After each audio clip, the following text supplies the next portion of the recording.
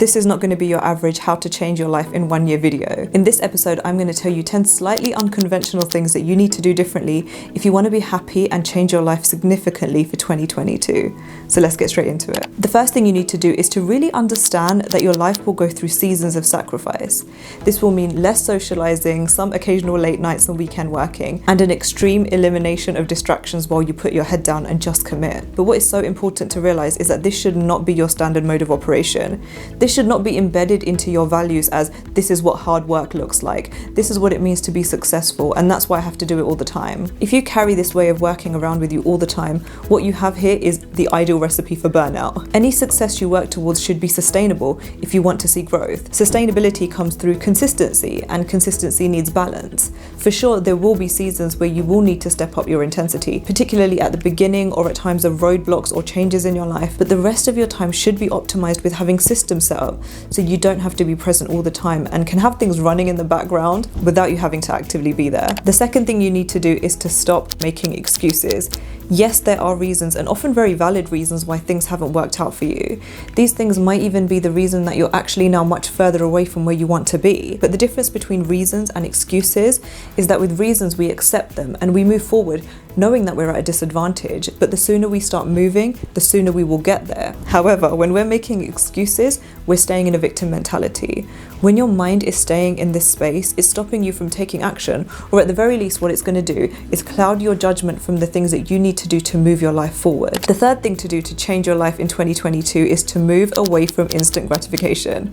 It's so important to recognize that any real, honest, and sustainable happiness and success comes with an element of putting in work now, not necessarily seeing the results that you want, but then having huge, long-lasting success that is based on integrity rather than trends and popularity. Me even saying this might cause some people to switch off, but I still really believe it needs to be said. Sometimes it can feel good to have everything all at once and straight away, but when you fall into the trap of chasing that, you'll lose sight of the fact that your life needs to be viewed in its entirety, not just at this one snapshot moment. With this knowledge, be willing to put in the time, effort and energy into creating a life that is still working for you 10, 20, 30 years down the line, rather than giving you a quick peek and then you have nothing to show for it the year after. The next thing I highly recommend you do is to figure out your motivation type.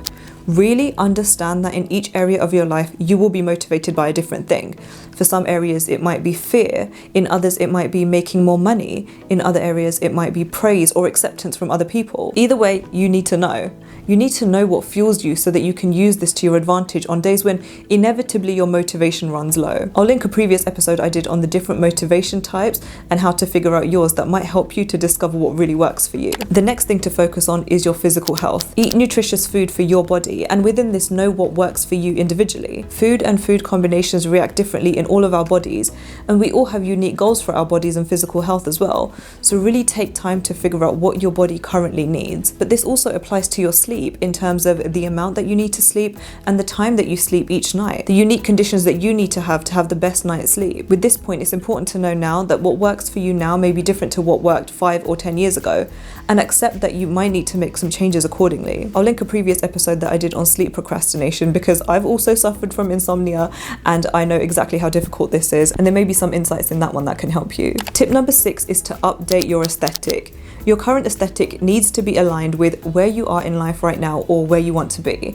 When I talk about aesthetic, I mean the way that you dress, the way you do your makeup, the design and layout of your home. If 2021 you was into neons, but in 2022 you're ready for a minimal grown-up aesthetic, make that change. If 2021 you loved collecting things, but 2022 you needs to work from home and needs that space for a calm workspace, then make that change. If you've been casual and sloppy in the way that you present yourself, but you're ready for a more polished look in 2022, then elevate yourself and make that change. Your previous ways might have worked for you then, but this new chapter in your life requires a different version of you to step up and take center stage. Tip number 7 is to say no. If you say yes way too much, start making no your default response response to things. Give yourself time to figure out if the thing that you would have automatically said yes to is something that you even want to do.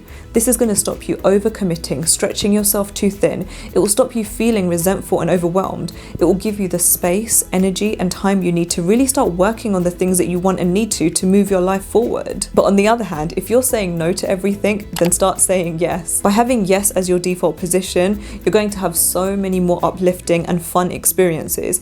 You're going to make connections with people who you maybe otherwise wouldn't have. You're going to experience life in a completely unique way. And don't worry about going too far in the other direction. Sometimes the pendulum has to swing a little bit further the other way before it stabilizes, before you find balance and figure out a new way of balancing yes and no with where you want to be in your life. But that can come the year after. The next step is to make space daily to work towards your goals. If you show up consistently for anything, you will start to see results, no matter how big or small these results might be. But without unapologetically and uncompromisingly making these commitments, you won't be able to make it regular enough to see the kind of growth that you need. Tip number 10 is to discover or rediscover a passion. As we get older, wiser, and busier, we have less and less free time for the things that we love, and then we feel like we're no longer good at said skill, and then we let go of it completely. This needs to be the year that you commit to bringing back space into your life for the things that you love. Or if you're still trying to figure out what that thing is, then creating space to allow yourself to find your passion. Start by committing at least 1 to 2 hours each month towards something that you feel passionate about. If you can do more, then even better. But by the end of the year, you'll really be amazed at how truly happy and content you feel, because you're bringing in something that makes you feel so good. Or you're discovering new passions that you didn't even know you had. So those were 10 things that you can start doing right now that will change your life by this time next year.